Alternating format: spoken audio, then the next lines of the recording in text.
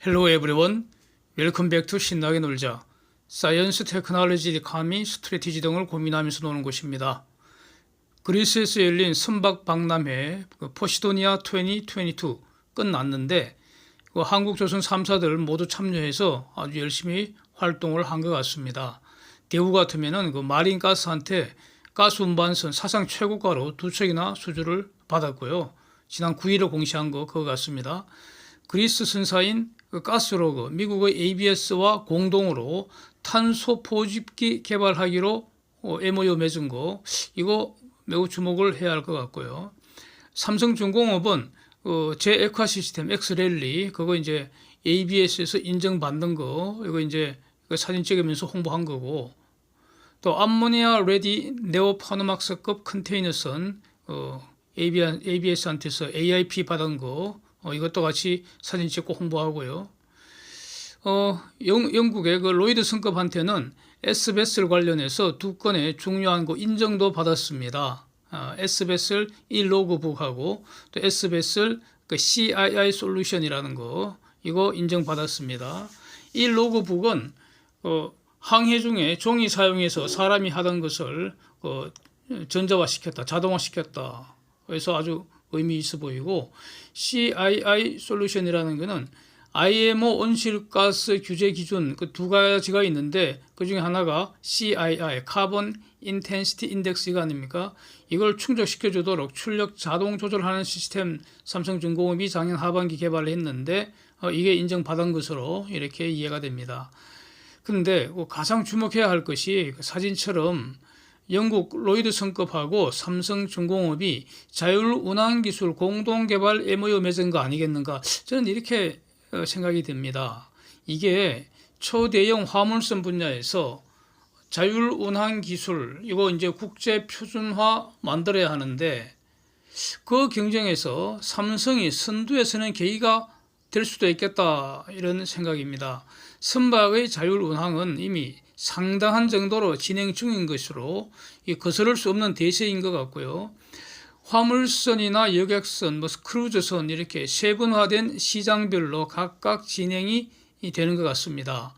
그래서 컨테이너선이나 탱커선, 가령 지금 LNG 운반선 이런 대형 화물선 분야는 한국이 선박 제조를 주도하고 있기 때문에 이 분야 자율운항 기술 개발이나 그 국제 표준화도 결국 한국 조선 회사들이 할 수밖에 없지 않겠습니까?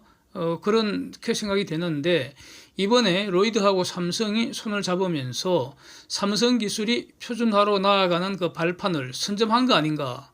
이걸 주목이 되고요. 앞으로 한번 쭉 지켜보겠습니다. 예. 물론 표준 기술을 삼성이 다 하는 건 아니겠죠. 그럴 수도 없을 테고 조선 3사가 협력하고 경쟁하겠지만 삼성이 비교적 기회 선점한 거 아닌가 싶습니다. 예. 삼성하고 로이드가 어토노머스 레디 쉽 설계를 같이 한다는 것으로 이렇게 이제 MOU에서 발표를 했는데, 이 ready라는 단어가 사용된 이유가 뭘까? 저거는 지금 지어리는 배에 당장은 자율운항하는 선박으로 할 수는 없지만은 장차 언젠가 자율운항 기술이 널리 사용되는 경우에는 바로 적용할 수 있도록 선박을 설계 단계부터 건조하는 과정에서 미리 반영하도록 하겠다, 이런 개념 아니겠습니까?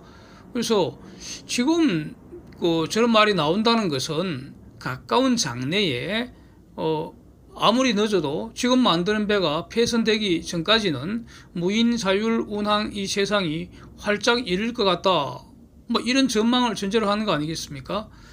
가령 삼성중공업은 사진처럼 2030년에 자율운항 선박 완전한 정도로 상용화하겠다, 이런 목표이고요. 그래서 저 목표를 달성하기 위해서 이제 해마다 벌써 한 4년 이상 전서부터 계속 지금 투자를 해보고 연구를 해보고 있는 거 아닙니까? 그리고 올해부터는 이 자율운항의 하부 시스템 일부 기술들을 순차적으로 상용해 나가겠다, 이렇게 거기서 말하고 있습니다. 상용화라는 것이 돈 받고 파는 거 아닙니까?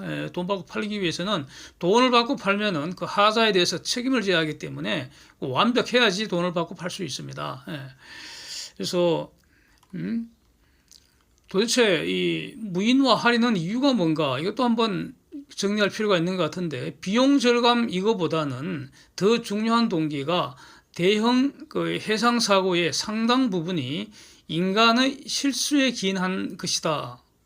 이렇게 정의된 게 아마 팩트인 것 같습니다. 그래서 안전성을 지금보다 획기적으로 높이려면은 그 운항 과정에 사람의 개입을 최소화하는 거, 자동화하는 거 이게 필수라는 인식을 바탕으로 하고 있는 것 같습니다. 이게 더해서 그 일본 재단 자펜 파운데이션 이 지금 일본의 그 자율운항 기술 개발 그 총괄하는 곳인데 여기에서는 일본의 인구 고령화, 인구 절벽으로 선원 부족 현상이 지금도 심각한데 앞으로 더더욱 심각할 것에 대비해서 그 대응책으로 연안 화물선의 무인화를 선택했다. 이게 이제 설명을 하고 있습니다. 삼성중공업 같으면은 그 SAS, 그 삼성 Autonomous Ship 그 두 문자 딴 거죠. SAS. 이거에 이제 그 자율 항해 시스템인데 이걸 지속적으로 업그레이드 시키면서 그 밑에다가 수많은 그 부분 기술, 하위 시스템을 계속 통합시키는 방식으로 지금 그 자율 운항 시스템을 완성시켜 나가고 있는 것으로 이렇게 이해를 하고 있습니다. 그래서 이제 의문은 지금 저것을 상당히 기술적인 분야로 보이는데 근데 지금 로이드하고 공동 개발한다는 거 아닙니까? 근데 로이드는 기술 개발 회사가 아니고 성급 회사일 뿐인데 구체적으로 로이드는 무슨 일을 하게 되는가? 뭐 이런 의문이 들어서 여러 가지 기사들을 자세히 봤더니 한마디로 이거 같습니다. will certify 인정을 하게 될 것이다. will certify 그러니까 이 로이드 성급이 기여하는 부분은 will certify 인정하는 부분과 그 다음에 어떤 그 허가득하고 기준을 그 충족시키고 뭐 이런 과정에서 역할을 하게 될 것이다. 이렇게 그 기술이 서술이 되어 있습니다. 그래서 결국 그 삼성이 주도적으로 개발할 Autonomous Ready Ship 그 핵심 하위 부분에 SAS 요게 이제 그 통합이 될 것이고 그 밑에 여러 가지 이제 그 기능을 담당하는 하위 시스템이 이제 계속 통합되고 업그레이드되고 이렇게 될 텐데 그거 결국은 어떤 그 최종적으로 성급이 인정을 해줘야 됩니다. 그런데 여기서 이 자율 운항 기술을 적용한 그 선박이라는 거 세상에 없는 것이잖아요. 새로 만드는 겁니다. 그러면 그 인정 기준이나 가이드라인도 새로 만들어야 하지 않겠습니까? 그러면 삼성중공업이 개발 과정부터 그 인정 기준 가이드라인을 반영하도록 한다는 거 이건 너무나 당연한 거고요. 삼성중공업만 하는 게 아니고 뭐 현대나 대우나 누구나 그렇게 해야 합니다. 결국 인정 못 받으면은 그 팔 수 없기 때문에 장사 못 합니다. 그래서 삼성중공업이 개발 과정에서 그런 그 로이드 성급의 인정 기준이나 가이드라인을 반영하도록 한다 이런 소극적인 의무뿐만 아니라 로이드가 어떤 그 자율 운항 기술 적용한 선박의 인정 기준을 새로 설정할 때 삼성중공업이 전문 지식을 제공을 해주고 그래서 로이드의 그 기준 설정에 삼성의 어떤 그 의견을 반영되도록 할 수 있는 거 아니냐 이겁니다. 최고 성능의 자율운항 선박을 개발하려면은 뭐 인공지능이나 블록체인 등등 여러 분야의 엔지니어들이 반드시 필요하죠. 반드시 필요합니다. 그러면은 로이드 성급이 하는 일은 뭐냐?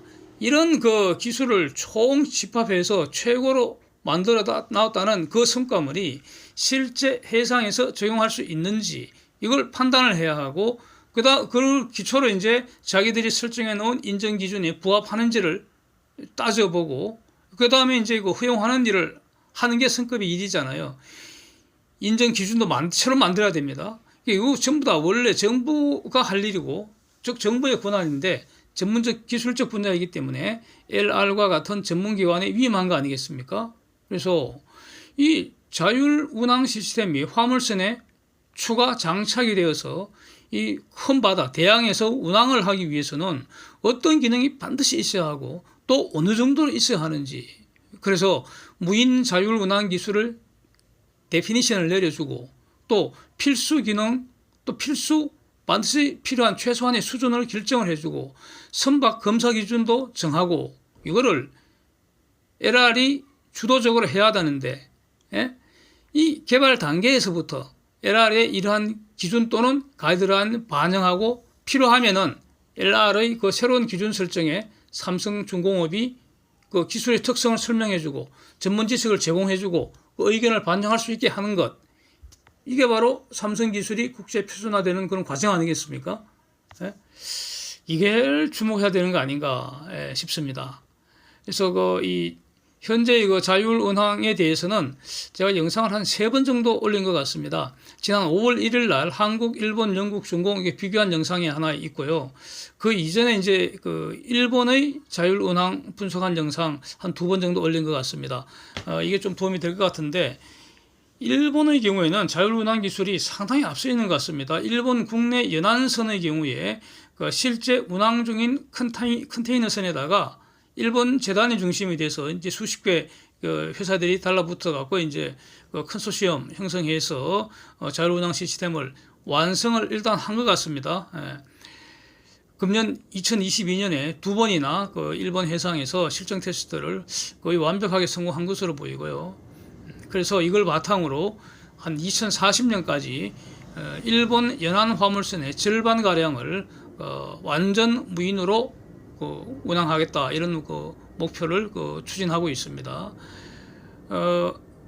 배가 2번 했으니까 배가 2개, 배 이름 2개 나오는데 미카게호라고, 미카게호 7년 된 그 컨테이너선에 자율운항 시스템을 추가로 장착을 해서 대략 260km를 사람 도움 없이 기계가 혼자 항해를 했습니다. 교토 북쪽에 있는 그 스루가 항에서 오사카의 사카이 항까지 이렇게 운항을 했습니다. 260km. 그 다음에 그 수자쿠호라는 거, 이거는 2019년에 건조된 1800톤급 화물선인데 여기에 추가로 자율운항 시스템을 장착해서 이거는 이제 도쿄만에서 이세만까지 682km를 사람 도움 없이 기계가 완벽하게 스스로 운항을 했습니다. 운항 속도는 한 12노트 평균 유지를 했다고 합니다. 그래서 그때도 인상 깊었던 것이 도쿄만 같으면은 세상에서 가장 복잡한 항구 중에 하나인데 거기를 전혀 사람 도움 없이 오직 기계가 다 입항, 출항 다 했다는 겁니다. 입항하고 출항하고 정박하는 것이 가장 어려웠다. 이렇게 일본 재단이 이렇게 설명을 했습니다. 다음 자료는요, 한국조선업이 총 수주한 금액 중에서 가스 운반선 차지하는 비중입니다. 금년 현재까지 보시면 53%네요. 그래서 최근 3년 중 가장 높습니다. 근데 이 비율은 하반기 이후에 더 높아질 것 같고 적어도 한 3년 이상 지속되지 않을까 이런 생각입니다. 보면은 20년 3분기까지는 거의 수주 절벽 상태였고요. 20년 4분기부터 컨테이너선 발주가 이제 폭발했죠.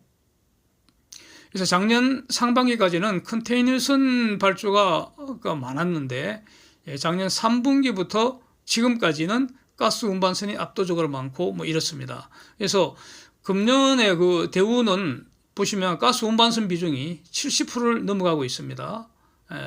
근데 이제 현대 3개사는 가스 운반선 총 수주 숫자는 굉장히 많지만은 현대 미프라든지 이런 데서 다른 선종의 수주도 많이 받아갖고 가스 운반선 비율은 상대적으로 가장 낮게 나온 것으로 이렇게 보입니다. 이제 앞으로 어떻게 진행될 것인가? KC2로 이 화물차 기술 독립을 하고 한 3 내지 5년간 가스 운반선 중심으로 이 조선업 슈퍼사이클 쭉 이어지고 그 후에는 탄소 포집 기술 또 자율 운항 선박 이게 다시 한번 수년간 테마 형성해주고 그 다음에는 원자력 추진 선박 수주 소식이 다시 조선업 슈퍼사이클 가세를 하고 이렇게 진행될지 앞으로 계속 이제 주목해 보겠습니다. 네. Thanks for watching. See you next.